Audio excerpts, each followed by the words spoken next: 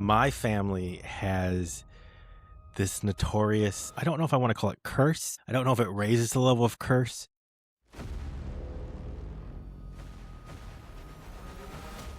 But Akshay, why are we here? You said something about plumbing, dude. When it comes to plumbing, my family has this notorious, I don't know if I want to call it curse.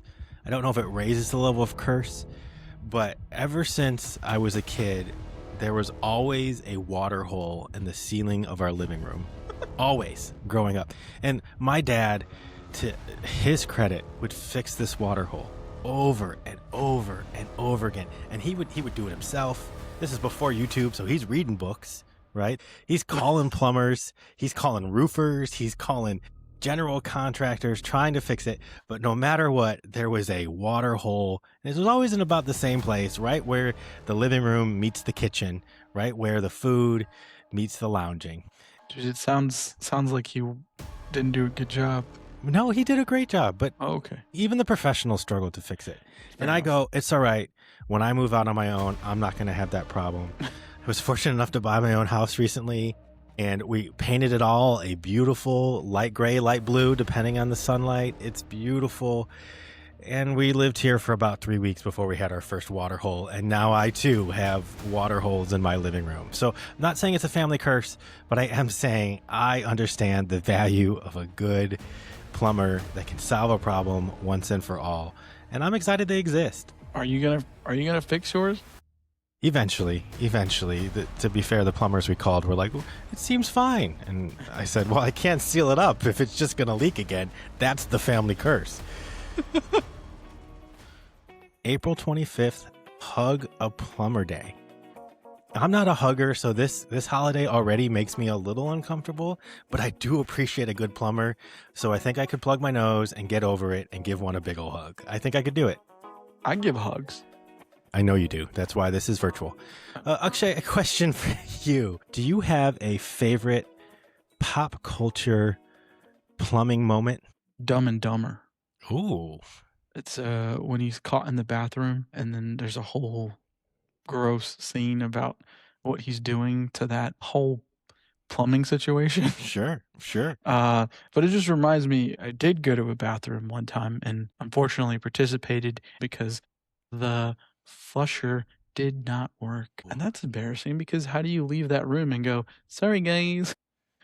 It was in a very random gas station, so somebody was in for a very unpleasant surprise afterwards. Wow. Have you been back to that gas station since? Absolutely not. So it was a one and done. I drive by it. I just go, never again.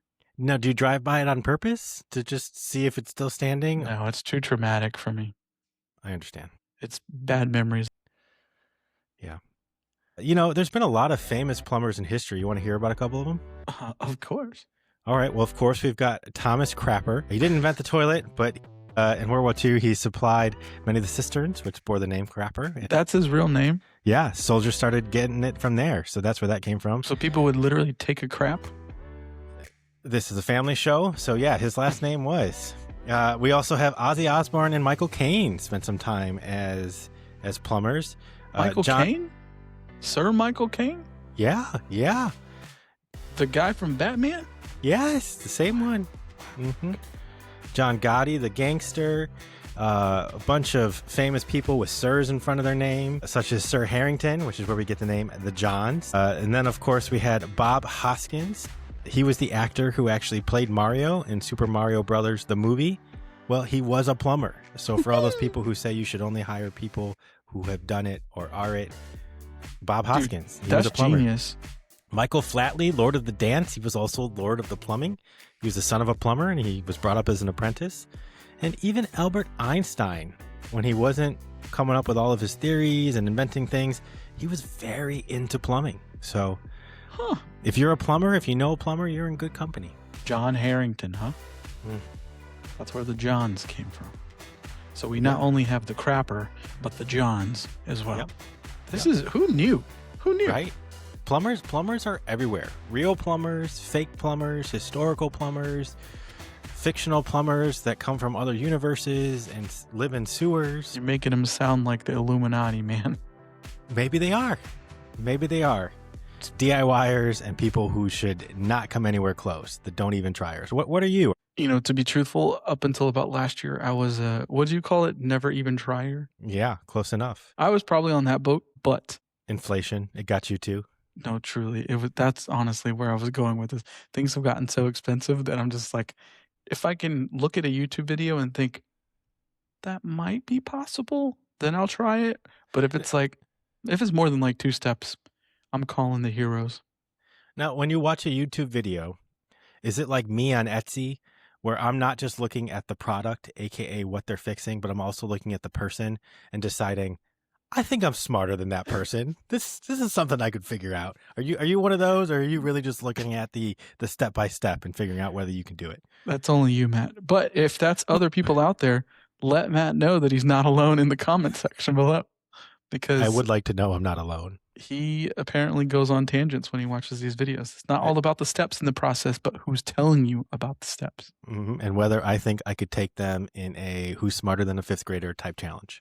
That's one of the ways I make most of my decisions. It's actually an accurate audience for sure. I would say I am much more of a skeptic when it comes to some of the blue collar trades. Not that I don't think they're valuable, not that I don't think the men and women that do it are super important to making our society run, but I also don't like picking up the phone. I know that's weird. You're like, Matt, you're on a podcast. You don't like making phone calls. No, I got married. I made sure my wife would make the phone calls for me. It was in our vows. I was at his wedding. This is true. It's true, right? And so for me, it's if I can watch a YouTube video, if I can spend $500 on tools and that can save me no money and I still have to call someone down the line, but maybe it delays that phone call a little bit, I'm going to go to Home Depot 5 or 6 times and buy 8 different types of screws. It's true. It's true. It is true. And then here's the thing. By the time he gets back with the second screw that is inaccurate, the wrath of what comes from that third screw is thrust upon everybody else. It could. That is why plumbers are important. Absolutely. Are you ready for some plumber facts? I want some history, my guy. Are you? All right, here it comes. Once again, all of these facts are from the internet. Go to our website. You can see some of the sources I pulled. You can check into these sources, whether you trust them or not. I am trusting them enough right now to say, here are some facts I learned. The word plumber comes from, you know that phrase, you should never say the Latin? Well, I'm about to say the Latin and see where it goes. The word plumber comes from the Latin word plumbum, which is kind of a fun way. I actually think they should go back to that. Hey, I'm calling my plumbum. I've actually got a personal plumbum. He's very good. Can you do it with an English accent? It's like Shakespeare. No. But plumbum actually means lead. And hopefully most of your lead pipes have been replaced with not lead pipes. And if not, maybe call your local plumbum and see if they can come in and give you a quote. Nice. Thank you. The holiday itself, the hugging of the plumbums, started around 2009. Unknown origins, but I think we all have called a plumbum in the past. And it is a holiday we can all say, yeah, they saved my plumbum once or twice. In medieval times, long before we had plumbers, waste disposal was a little more fun in some ways and a little more terrifying in others. They would fill chamber pots, they would throw them out the windows, and they would shout in French a phrase that essentially meant, watch out for the water, which translated to the loo. That's where we get the loo from. Garde loo. Mm-hmm. And this is something I always wanted, a moat around my house. If we could ever funnel the water out of our living room ceiling and into a barrier around the house that was covered by a drawbridge. I learned that a lot of waste was disposed of in moats historically. So maybe not the most hygienic thing to be swimming across. Not quite as beautiful. But you just admitted that you want it near your house. Well, that was before I knew. Also, random thought. Yeah. If we're talking about the garde de loo, watch out for the water. Mm-hmm. Is it any correlation or relation to a French drain that you would put in your yard, like moving the water away from, like, your house? Maybe. Okay. I don't know. That just came up. I have a French drain, and You anytime I Google how to fix it, I watch a YouTube video of some guys in North Carolina, and they're talking about how to fix it. And I am trying to debate, could I take them in a game of Are You Smarter Than a 5th Grader? And I haven't come to an answer on that. So maybe I'll call them up and see if they're willing to make the drive. The verdict is still out for decision. Mm-hmm. But plumbing has been around for a long time. And it's really important because not having plumbing has led to some pretty terrible thing. Like, for example, Chicago, World's Fair, bad water led to over 100 people losing their lives. So thankfully, plumbing is a lot better now, and we can celebrate the plumbers rather than talking about the plumbing. And I think to your point, you were talking about history of plumbing. I mean, literally goes back before Christ, right? So we're talking of the Roman aqueducts. Mm-hmm. Was that your Roman accent? No. Roman accent is Roman. I try. Do all of your accents involve you just saying the name of the accent with emphasis? Roman. I like it. British. Indian. Speaking of, sorry, what else are we celebrating this week? April 23rd. Talk like Shakespeare Day. Matt, give us your best impression. Go for it. To be or not to be, that is the question. Whether 'tis nobler in the mind to suffer the slings and arrows of outrageous fortune. Too much?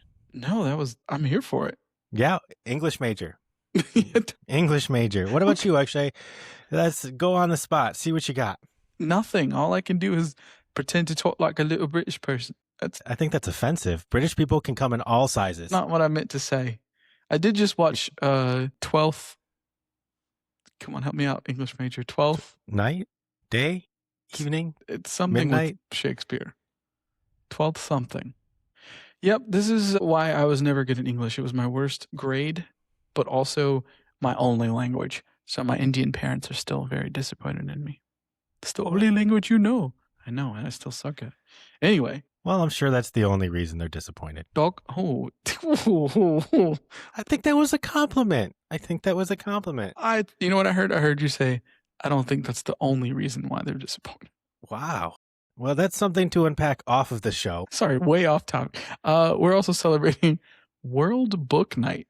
What is your favorite book? Do you have a favorite book? From third grade, there was a book. Is this your favorite book in third grade, or your favorite book has not changed since third grade? It's been the same since third grade, which is kind of weird. Is it Captain Underpants? There's a boy in the girls' locker room. I've never heard of this one. Yeah, and I shouldn't be talking. I mean, literally, this is like 35 years ago. But my whole point is, I do read, but I'm a tech guy, so I like to read tech stories. You know what you do? If you take all of those articles and you put them together and you put a fancy cover on them, that's called a book. Yeah, well, magazines are no longer around.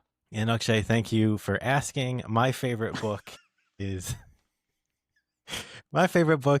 Ready Player One, actually. That's a book? Yeah, a book came out before the movie. It's one of those. I know it's pretty uncommon. It was actually one of the first books I read on a Kindle, which was a new experience for me. Normally, I'd say I love the feel of a book. I know you love the smell of a book. But while I was born in the 80s, I don't really remember too much of it. So I do claim it, but I don't necessarily claim all the pop culture references. There was a number of references, including some I didn't know, and you could very easily look them up on the Kindle, which I thought was a very cool way to experience the book. Ready Player One is one of those books that when I read, I said, man, I hope someday I write a book this good that makes someone else want to write a book this good. That was how much I loved Ready Player One. Are we about to get a plug for your books that you're writing? Not yet, but coming soon. Okay, I love that. Coming soon. Love it. Yeah. All right. Yeah. Fair enough. That leads to a question. How much, Akshay, do you think you knew about the plumbing Illuminati, as you called them? The plum bums? The plum bums. Yeah. Let's see how much you happen to know about the plumbers and play a little game I like to call Two Poops and a Lie. What I'm going to do is I'm going to read you a series of 3 sentences. Okay. 2 of them will be poops, which are real and true. Everybody poops. And 1 of them will be a lie. And it's up to you to find which of the 3 sentences I read is the lie. Okay. Round 1. The average lifespan of a water heater is 8 to 12 years. Water heating accounts for 30% of your home energy use. And ice cubes in your garbage disposal can help clean the blades. Which one of those 3 things is a lie? Ice cubes in the blades. No, that's true. You can put ice cubes in your garbage disposal. I also say a little bit of lemon. Drop it in there. Makes your whole kitchen smell great. You don't have to cook. Just drop a lemon in. Is it the 30%? Yeah, it's actually 18%. That one's a little rude because it requires you to know really deep inside baseball when it comes to plumbing life. This next one is a little more friendly for people who may not be as up on their plumbing math. This round is global toilet trivia. Ooh, spicy. Yeah. Busey, Kazi, Dunny, and Netty are all slang for toilet around the world. Number 2, the U.S. Plumbing Code requires all toilets to face north for proper drainage. And more toilets get flushed during the Super Bowl halftime than any other time of the year. I mean, I'm definitely going to say the north drainage thing. Number 2 is the lie. A toilet can be faced in any direction. There is no requirement. But it does make me think about the Super Bowl one, and I'm like, yeah, that's probably very factual. No one wants to miss the halftime show. No. You ready for round 3? Let's go. Round 3. I'm 1 Plumbing for 2. History and heroes is what this category is called. Number 1, manhole covers are round because it makes them easier to move and manufacture. 2, flushable wipes are actually flushable. Or number 3, one of the most popular pre-toilet paper tools was a dried corn on the cob. I'm definitely going with number 2 on this, because if you've had any sort of wonderful female or woman or in your life, they've taught you that even though it says it's flushable, it's not. It's not. That's right. You're on track. Number 4. 2 for 3. Round 4. Astronauts use a high-tech vacuum to go to the bathroom. Plumbers use a special soap that prevents their hands from getting all pruny, like when you're in the bathtub too long. And number 3, King George II of Great Britain died in 1760 after falling off a toilet.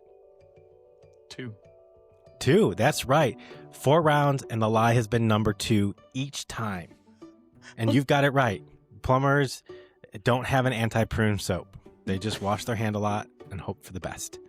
And here's a fun fact about the International Space Station. That toilet vacuum costs $19 million and turns it back into drinking water. So definitely trust your plumbers up there in space. It's true. If you did not know, if you pee in space, it becomes potable water through the processes they have up there. So you're literally drinking your own pee. There it is. And here's our final round of 2 poops and a lie. And you're doing great. And remember, every other lie has been number 2. So when in doubt, you know what you do if number 2. Number 1, when you flush the toilet, the water spins the opposite way when you are south of the equator. Number 2, the oldest toilet in the world, which is still in one piece, is over 2,000 years old, and it's in China. And number 3, the floating mechanism in your toilet's water tank is called the ball cock.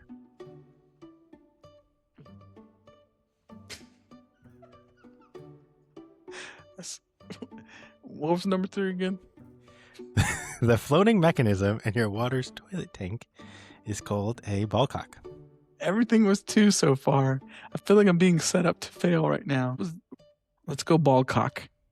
That is incorrect. The lie was actually number 1. The direction of the water spinning is based more on the bowl and the pipes. But we're at that moment where let's flush this episode away, and with that good pun, to be honest, I understand the holiday. I think it's super important. But for me, like, hugging is not something I necessarily call fun. I also think it would be difficult to find someone, walk up to them and say, "Hey, are you a plumber? Let's hug." No poo-poo on the plum bums. But they're not really typically people I'm rushing to hug. But to you wonderful plumbers out there, I will tell you, if you need a warm hug, call me Olaf. I'll give it to you. Sounds weird when I say it that way, but anyway.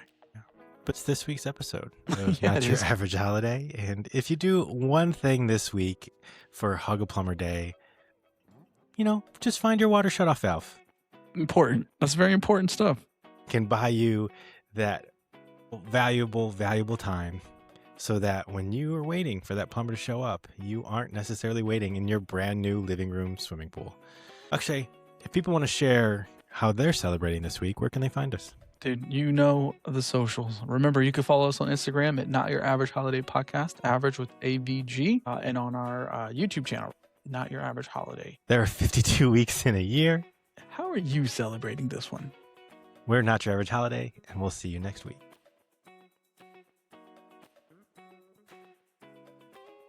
Let's do it. I'm a hugger. Are you ready? Almost. All right. What about now? I swear that was something taught to me by like the Magic School Bus. I highly doubt the Magic School Bus would give you such a wrong answer. You want to do that again? No,